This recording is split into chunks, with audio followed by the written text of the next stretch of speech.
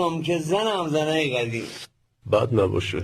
کاکا کمربند 15,000 تومانی درد میگیره. نه زهره. زن ما 2 تا الی 3 تاشه خورده، زندگیمونه بی چی ول کرده رفته پیر شده. حتما با سگک زدی. جون سگک داره ای، اروا پدرم با قسمت پنبهش. خواهی دنبال بونه بوده رفتنی میره. ها والا کاکا جان. دوره تو نیکی میکنه و در حجل انداز گذشت. آه کاکا. جناب عالی دیرو پسرم تو خیابون دیدم. خب کدومش کاکا؟ بزرگو نوکرم که دوا میزنه. ها خب 10 کیلو کارتون کمکش کردیم، رفت عقب یه میدونی گرفت، گفتم جوونیه نکنه دستم ماچ کنه. خیلی خوب. با ساکات پرنده تو کلیه ما بزنه.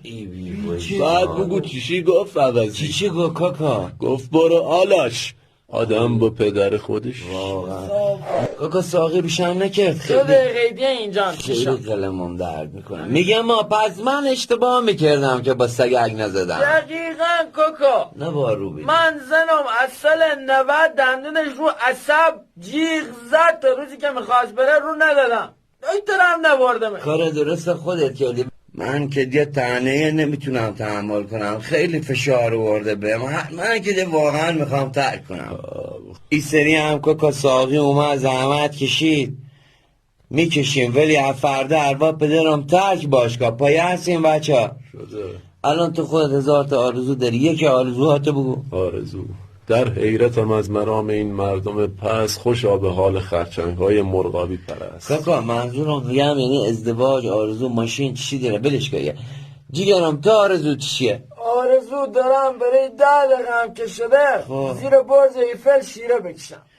میگه شیره، ما میگیم ترک باشگاه. آرزو درست میگه. ها خیلی دلم میخواد عروسی پسر بزرگم آخه خب. که بدن دست خودم ساقی باشه.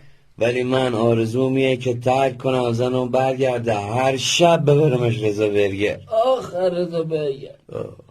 آخه جونم در اقل لاغر شده و داخلی ها که میشه رو دندهاش سنتور بزنی. ولی شرافتن ترک بکنم زنگ بزنم با کله میاد. خیلی میخوادم.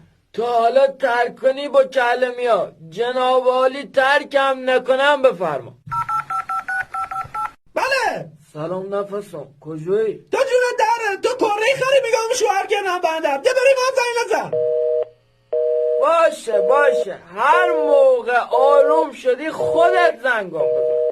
انگاری قطع کرد. کاکا گریه آخه. گریه نمیذاره ما به یه نتیجه برسیم.